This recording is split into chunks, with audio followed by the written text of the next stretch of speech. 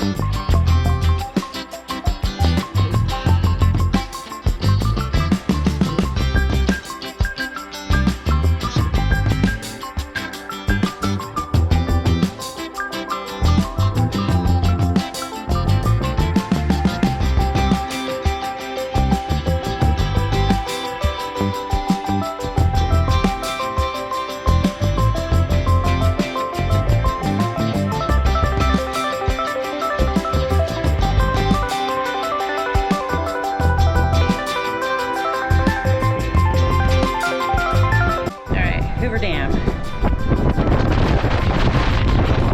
It's really windy here, and this also kind of gives me like vertigo standing on the edges of this, even though the banister thing is this high. It's cool, but it's still amazing that somebody built this in like 1931. That's crazy. Okay, Hoover Dam people are not as receptive to coming in and getting photographed. Maybe it's just an off day, but I asked like 10 people and none of them wanted to do it. So it's cool. I'm gonna leave the Hoover Dam. It's a little bit hairy getting up here. Mountains and whatever cliffy stuff is just not fun anyway, but it was well worth the trip.